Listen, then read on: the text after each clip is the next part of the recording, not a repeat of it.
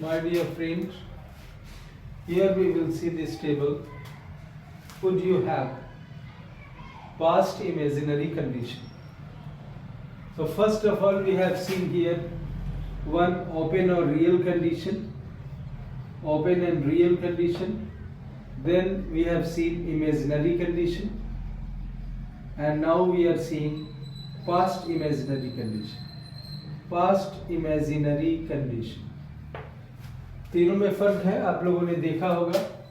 पहले में हमने देखा कि will you go there if you have time, क्या तुम वहां जाओगे अगर तुम्हारे पास समय होगा?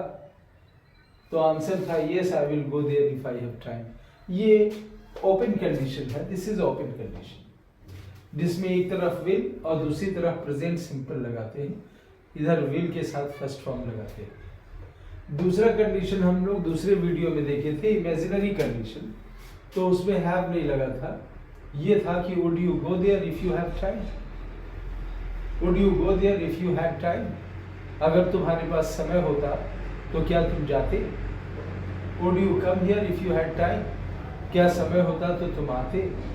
तो उसमें सिर्फ वुड यू के साथ फर्स्ट फॉर्म लगा था और दूसरी तरफ हैड लगा था, यानी पास्ट सिंपल टेंस था। लेकिन अभी इस वक्त पास्ट परफेक्ट टेंस है।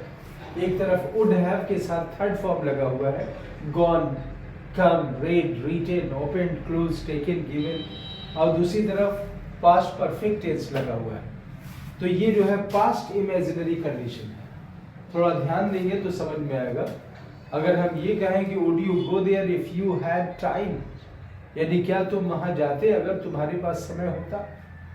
ओपन कंडीशन में हम लोगों ने देखा will you go there if you have time, यानी क्या तुम वहां जाओगे यदि तुम्हारे पास समय होगा। दिस इज ओपन कंडीशन, जिसमें एक तरफ फ्यूचर इंडेफिनिट है और एक तरफ प्रेजेंट इंडेफिनिट। लेकिन इमेजिनरी कंडीशन में हम लोगों ने देखा था कि would you go there if you had time, यानी क्या तुम जाते अगर समय होता। ये काल्पनिक वाक्य है, हाइपोथेटिकल है, this there is no connection with reality, वास्तविकता नहीं है।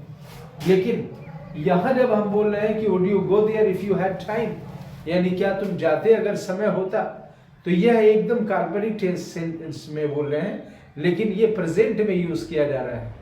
लेकिन अगर पास्ट में अगर कोई सिचुएशन दिखा रहे हैं, कोई ऐसा सिचुएशन था जहां पे वो काम नहीं हुआ, तो उसके लिए हम बोलेंगे कि would you have gone there, क्या तुम वहां गए होते, if I had told you, अगर मैंने तुमसे कहा होता। तो would you have gone there if I had told you, तो आंसर होगा yes I would have gone there, हाँ मैं वहां गया होता if you had told me. या फिर नेगेटिव में no I wouldn't have gone there even if you had told मी, चाहे तुमने मुझसे कहा ही होता क्यों नहीं, लेकिन मैं वहां नहीं जाता। तो आई एम श्योर ये क्लियर है। इसको प्रैक्टिस करने के लिए ऐसे ही बोलेंगे कि would you have come here if I had told you, yes I would have, yes I would have come here if you had told me. Would you have read the book if you had, would you have read the book if I had told you, क्या तुमने किताब पढ़ा होता अगर मैंने तुमसे कहा होता। yes I would have read the book if you had told me. Would you have written the letter if I had told you, yes I would have written the letter if you had told me, if you had told me। ध्यान रखें वहां past perfect tense है। So would you have written the letter? Yeah, would you have opened the door if I had told you? Yes, I would have opened the door if you had told me. Would you have closed the window if I had told you? Yes, I would have opened the door if I had told you. Would you have taken tea if I had told you? Yes, I would have taken tea if you had told me. Would you have given money if I had told you? Yes, I would have given money if you had told me. No, I wouldn't have given money even if you have told me.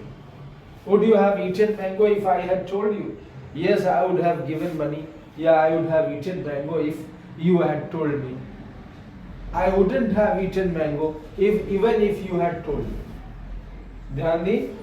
Would you have drunk milk? क्या तुमने दूध पिया होता if I had told you, अगर मैंने तुमसे कहा होता। Yes, I had drunk milk if you had told me। और नेगेटिव में है no I wouldn't have drunk milk, या ड्रंक कुछ भी हो सकता है, No, I wouldn't have drunk even if you had told me.